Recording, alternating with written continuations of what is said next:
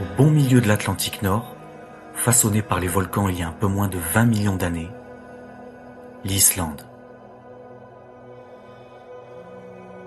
Cette île, à cheval entre le continent américain et le continent européen, regorge de véritables trésors.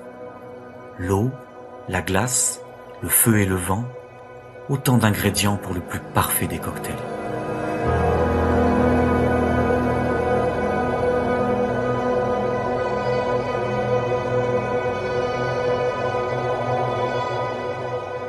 La singularité de ces paysages extraordinaires en font un véritable paradis pour les photographes.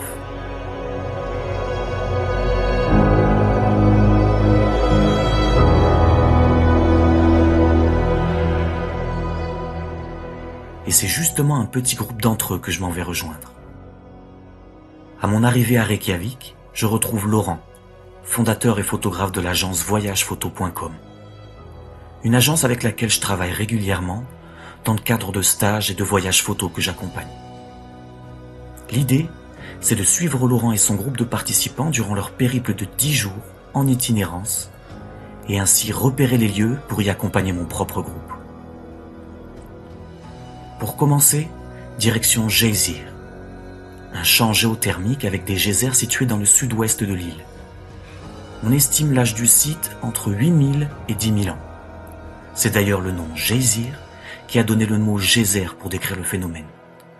Car effectivement, en islandais, Geysir signifie jaillir. À ce jour, le geyser le plus actif sur le site est Strókur. Et le moins qu'on puisse dire, c'est qu'il sait vous surprendre. Découverte un petit peu là je suis en mode découverte. Oh!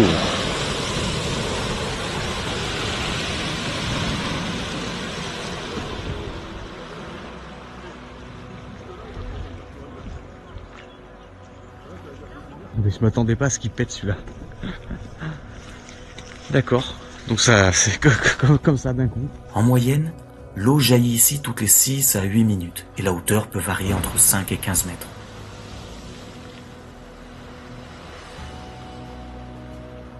Sur ce site, on trouve également de nombreux trous remplis de boue et d'eau bouillonnante qui témoignent de l'intense activité volcanique présente sous nos pieds.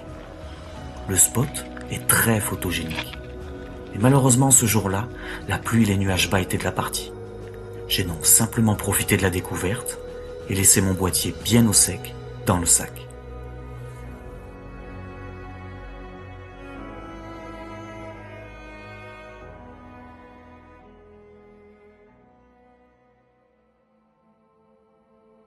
Après une bonne nuit de repos au guest house de Geysir, on prend la direction de l'un des sites les plus visités d'Islande, Gullfoss. Gullfoss signifie littéralement chute d'or en islandais. Son débit est impressionnant, avec une moyenne de 130 mètres cubes par seconde. En Islande, les légendes sont nombreuses, et quasiment chaque lieu possède la sienne. Celle-ci raconte qu'un riche fermier du nom de Jigur, qui vivait alors dans une ferme toute proche, ne supportait pas l'idée de donner toute sa fortune à un autre après sa mort. C'est pourquoi il eut l'idée de jeter tout son or dans la cascade juste avant de mourir. Et ce serait cet or qui aurait donné le nom à la chute. Cette cascade est magnifique et imposante, mais la photographie, c'est avant tout une question de sensibilité. Et ce jour-là, aucune des photos que j'avais réalisées ne me parlait réellement. À présent, toujours sur la côte sud de l'île, direction la cascade de Seljalandsfoss. Elle fait partie de la rivière Seljalandsá, qui prend sa source sous le glacier Eyjafjallajökull. Et c'est d'ailleurs le volcan sous cette calotte glaciaire qui est entré en éruption en 2010 et qui a causé tant de soucis dans l'espace aérien européen.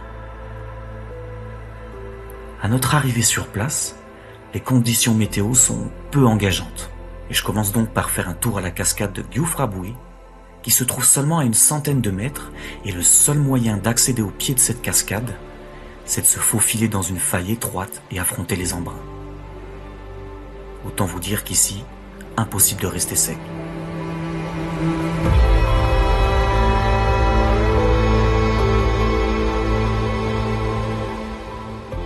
Pas moins de 40 mètres de hauteur pour cette cascade. Au départ, j'étais quasiment seul. Je commence donc à essayer plusieurs compositions, mais les choses se sont très vite compliquées, et c'était pas à cause de l'eau. Il aurait suffi que je patiente quelques minutes pour reprendre ma session, mais à l'extérieur, les conditions semblent s'améliorer. La lumière arrive à percer à l'horizon, je décide donc de ne pas perdre de temps et de me diriger sur l'autre cascade. 60 mètres de hauteur pour celle-ci. Les possibilités de composition y sont nombreuses. Un chemin permet de faire tout le tour, y compris derrière la chute. Avec le groupe, nous commençons par tester les différents angles de vue, et c'est finalement du côté opposé à ce qui se fait habituellement sur cette cascade que je décide de poser mon trépied. Beaucoup d'embrun, pour l'instant une lumière très neutre, et en l'espace de quelques minutes, une lumière divine est apparue. Il y a un proverbe islandais qui dit que si la météo ne te convient pas, patiente quelques minutes. Je commence donc par faire quelques prises, et je me rends compte qu'il manque quelque chose. L'échelle du lieu. Et le meilleur moyen de mettre en évidence la grandeur du lieu est de placer un personnage. En termes de lumière, la dynamique est énorme. Et 3 expositions ne seront pas trop pour conserver toutes les nuances.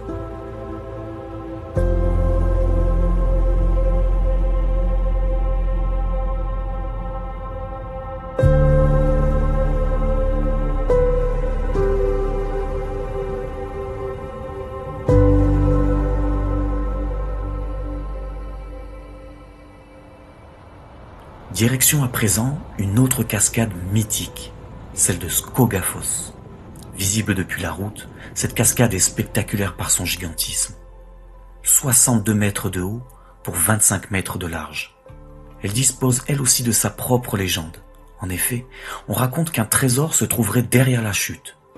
Ce coffre aurait été déposé par un viking et quelques années plus tard, il fut découvert par un enfant. Cependant, le poids conséquent du trésor, et peut-être une malédiction, l'empêchèrent de le prendre et il ne put ramener qu'une poignée. Cette dernière serait d'ailleurs aujourd'hui exposée au musée tout proche de Skogar. D'un point de vue composition, difficile ici de faire dans l'originalité. C'est principalement les conditions de lumière et la direction artistique du développement qui feront la différence. Pour ma part, j'ai opté pour un noir et blanc très intense, où j'ai concentré toute l'attention sur le centre de l'image. J'ai quasiment neutralisé toutes les lumières latérales afin d'accentuer le minimalisme et apporter un aspect mystique à la scène.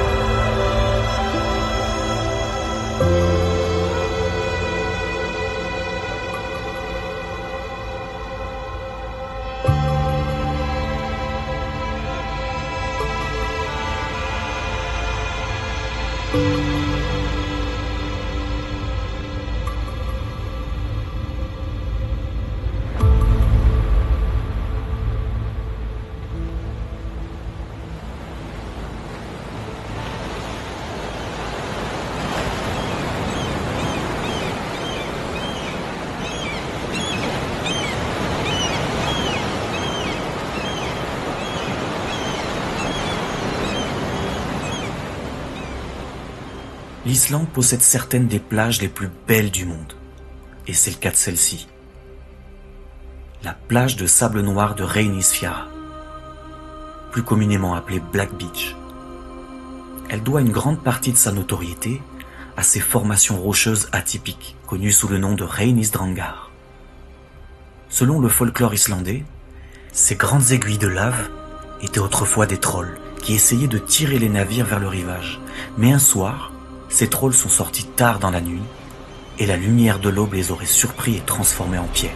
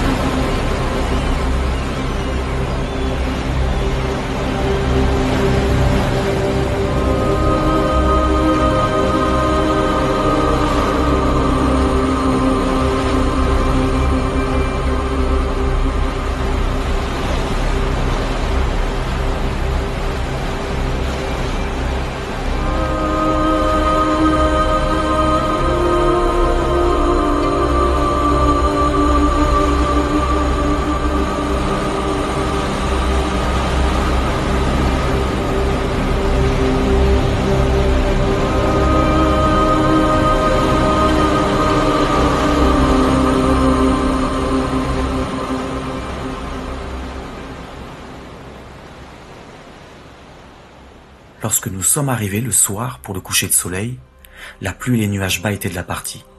Nous n'avons pu profiter que d'une courte accalmie pour capturer les lumières subtiles qui détachaient à merveille les aiguilles de lave. Dans un premier temps, à 14 mm, pour capturer l'ensemble de la scène,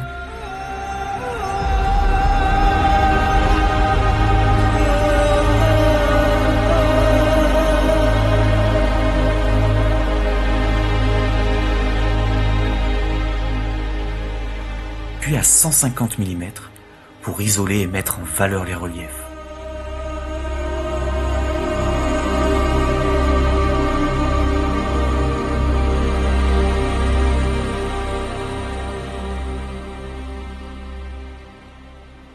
Le lendemain matin, changement d'orientation, et cette fois-ci, les lumières étaient divines. Je commence donc par une première composition où je voulais mettre en valeur sur le premier plan le contraste très marqué de l'écume blanche sur le sable noir, et en arrière-plan, cette lumière incroyable, très douce, qui entrait subtilement et venait effleurer le haut des vagues.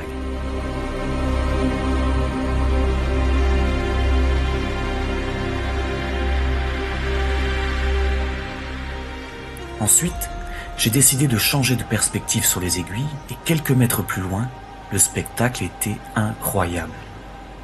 Une véritable démonstration de puissance de l'océan.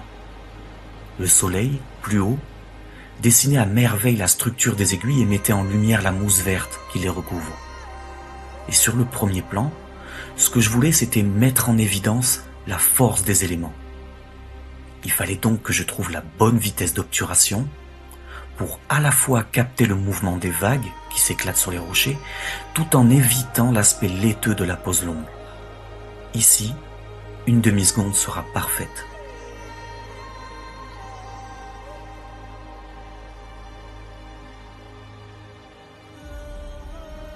Sur la route du prochain spot, on ne peut s'empêcher d'admirer le gigantisme du Vatnajökull, la plus grande calotte glaciaire d'Islande. C'est le deuxième glacier le plus volumineux d'Europe, pas moins de 8300 km². En gros, 95% de la superficie de la Corse, soit 8% de la superficie totale de l'Islande. Et qui dit glacier, dit méandres de fonte et leur graphisme incroyable.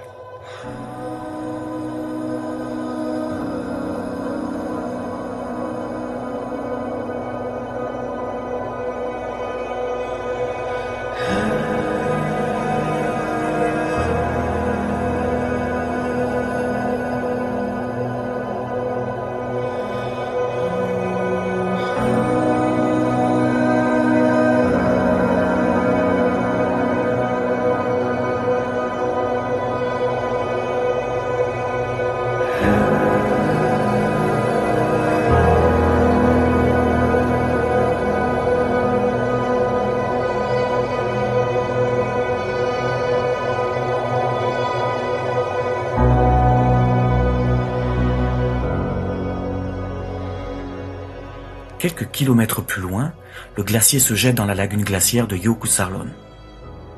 Un lieu fabuleux. Ici, les blocs de glace se détachent du glacier et rejoignent lentement l'océan. Le décor, la faune présente sur place, tout en fait un lieu magique.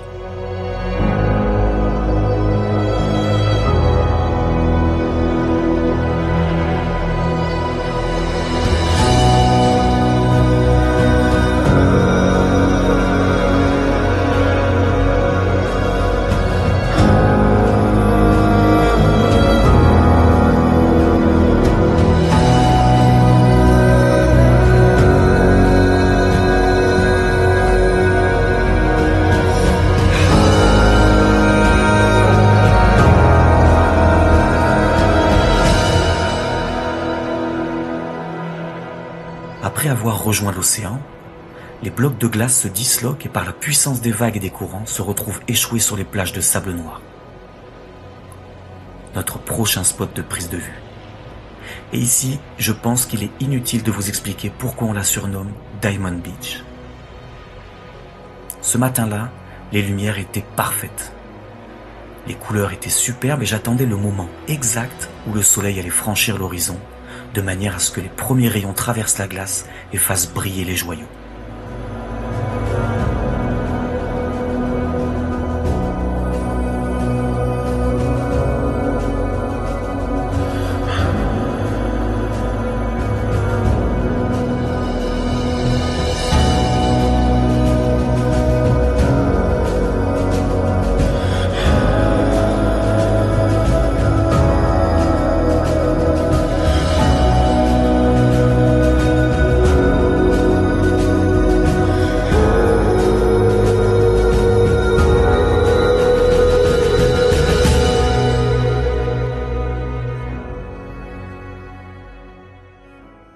Si l'Islande est connue pour ses roches basaltiques et ses champs de lave, on peut dire que le prochain spot déroge grandement à la règle.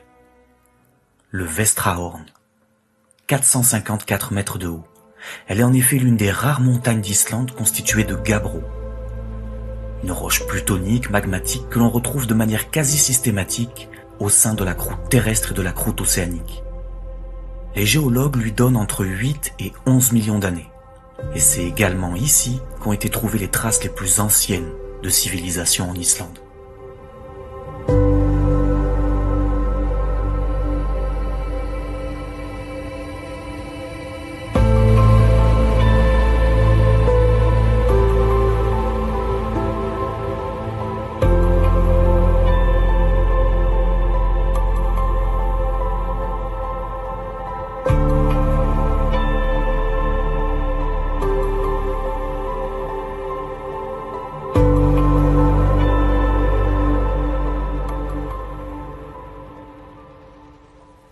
C'est depuis la plage de Stockness qu'on a la vue la plus emblématique de cette montagne. Dans un premier temps, nous avons tenté un coucher de soleil, mais il y avait peu de matière dans le ciel et le résultat de mes prises de vue ne me convenait pas. Cela dit, la composition que j'avais travaillée me plaisait beaucoup. Et en consultant les prévisions météo pour la nuit, nous avions de grandes chances de pouvoir observer les aurores boréales. J'ai donc gardé ma composition en tête, et en arrivant de nuit, je me suis tout de suite repositionné au même endroit. Les aurores étaient bel et bien au rendez-vous. Malheureusement, quelques nuages nous cachaient une partie du spectacle, mais personnellement, je trouvais que ça n'enlevait rien à la magie du moment.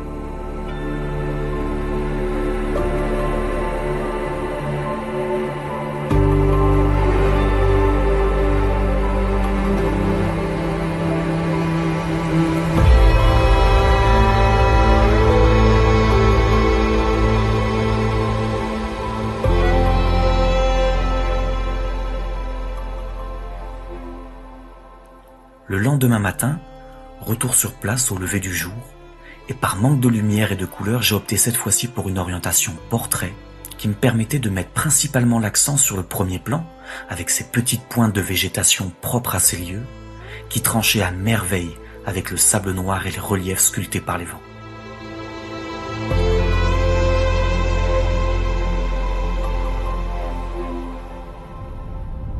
À présent, nous quittons les côtes sud en direction du nord de l'île. Et je peux vous dire qu'il est vraiment difficile de rester concentré sur la route, tant les paysages que l'on traverse sont fantastiques. Clairement, si on s'écoutait, on s'arrêterait tous les 100 mètres. Alors on lutte pour respecter un certain timing, mais parfois la tentation est trop forte. En traversant les terres, on aperçoit au loin une succession de cascades, et là un arrêt de quelques minutes devient obligatoire. Le temps d'envoyer le drone pour voir ça de plus près, et bien évidemment un petit cliché au passage.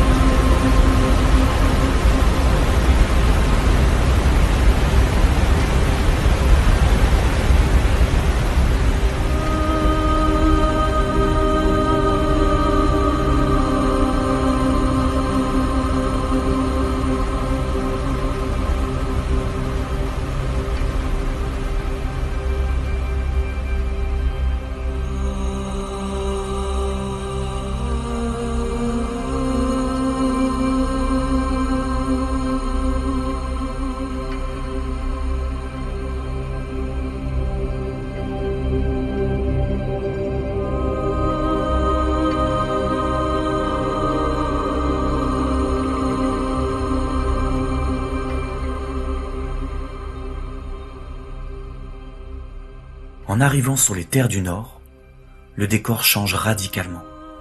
Nous traversons des plaines immenses parsemées de lacs et de rivières, et il y a une chose qu'il ne faut pas oublier, c'est que plus on monte en direction du Nord, plus on se rapproche des limites du cercle polaire. Et bien que jusqu'à présent les conditions étaient automnales et plutôt douces en termes de température, tout a très vite basculé. En effet, une tempête s'abat sur l'île. Au départ, beaucoup de vent, avec des rafales mesurées à 160 km/h. Ensuite la pluie. Et comme si ça ne suffisait pas, sur les derniers kilomètres, la neige a fait son entrée. À quelques encablures du lac de Midvan, ou du système volcanique Krafla, nous nous arrêtons sur le site de Rverir, une zone géothermique où la forte activité volcanique provient du fait que cette zone se trouve juste au-dessus du système de la faille médio-atlantique. Le magma remonte alors des profondeurs de la Terre pour s'approcher de la surface. La chambre magmatique se trouve à moins de 3 km. Et donc quand l'eau descend dans le sol et rencontre des zones de haute température, elle remonte pressurisée et acidifiée et va alors dissoudre la terre et les minéraux du sol pour remonter et jaillir sous forme de vapeur ou d'eau bouillonnante. Entre 80 et 100 degrés. Nous sommes en plein après-midi, les lumières sont très dures et donc d'un point de vue photo, en voyant toutes ces fumerolles, j'ai eu envie de réaliser une image un peu mystique et minimaliste. Mais pour donner vie à mon idée, j'avais besoin d'un sujet. J'ai donc demandé à Laurent de faire quelques passages dans les fumées et réaliser ces images.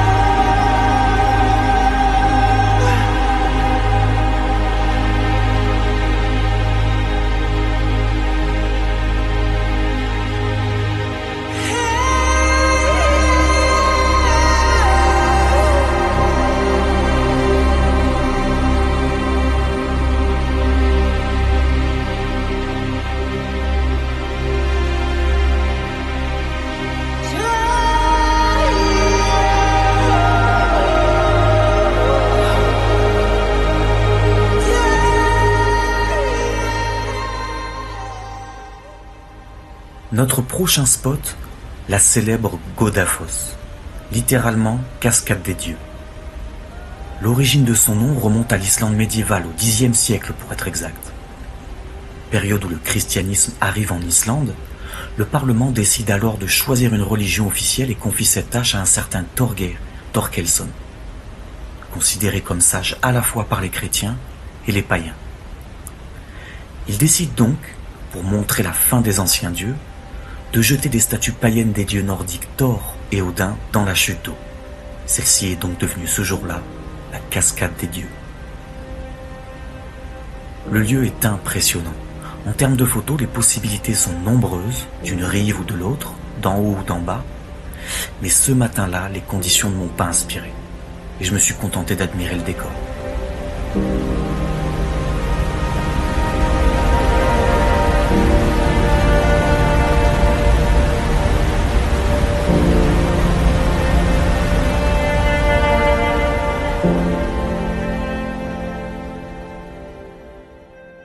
Plus loin, dans le nord-ouest de l'île, la soirée s'annonce propice à une petite chasse aux aurores boréales. Et en cherchant à proximité de notre hôtel, on tombe sur ce site au nom imprononçable.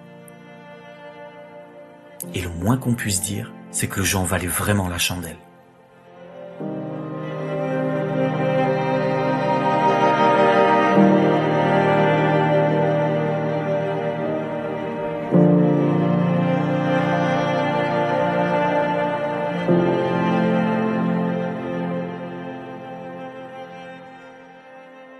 Cinq heures de sommeil plus tard, nous voici face à Hrfitserkur, un monolithe de basalte de 15 mètres de hauteur et dont la forme étrange a pendant longtemps créé des légendes à son sujet. Les anciens Islandais voyaient dans ce bloc de basalte un troll. La légende veut que ce troll venait du Strandir, à l'ouest, et que, détestant les chrétiens et le son des cloches, il fut surpris par les rayons du soleil alors qu'il lançait des pierres sur le monastère tout proche. Il fut alors pétrifié. Ce matin-là, les lumières étaient dingues. Je me suis d'abord intéressé aux premières lueurs et s'est dégradé du magenta vers le orange, en intégrant également les mouvements de la marée en premier plan.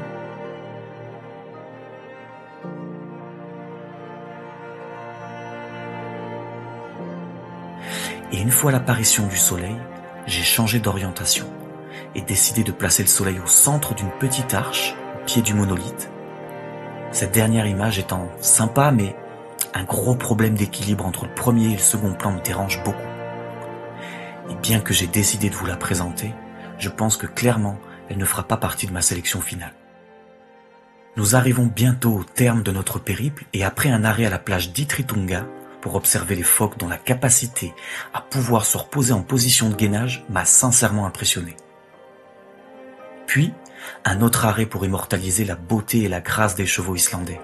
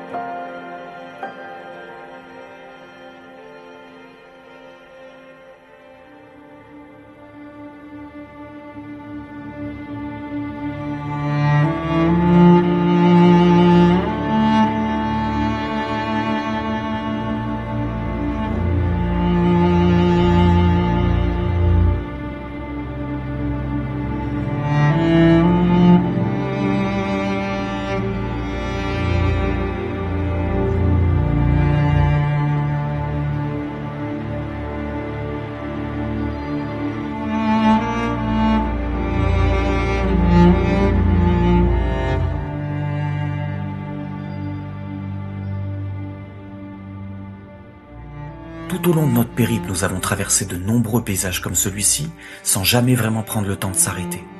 Mais cette fois-ci, avec cette lumière et cette ambiance très spéciale, l'arrêt était franchement obligatoire. Ce type de décor témoigne vraiment de l'intensité de l'activité volcanique qu'il y a pu avoir sur l'île. On se croirait sur une autre planète. Et c'est exactement cette sensation que j'ai essayé de capter sur cette photo.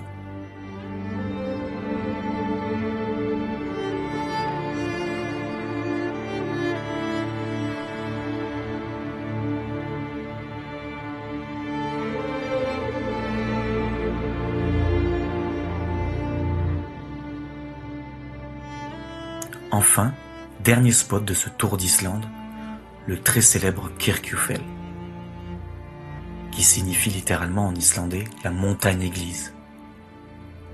Cette montagne isolée de 463 mètres de haut et à la forme si particulière se trouve sur la côte nord dans la péninsule de Snaefellsnes. Sa forme est le résultat d'un empilement de roches volcaniques façonnées, sculptées par le climat. Kirkjufellsfoss, la cascade qui se jette à quelques centaines de mètres du mont, dans un petit lac, offre bien évidemment un premier plan de choix. Et pour ma part, j'ai laissé de côté les 3 petites chutes que l'on retrouve habituellement dans la plupart des compositions pour un petit bout de rivière et une orientation portrait.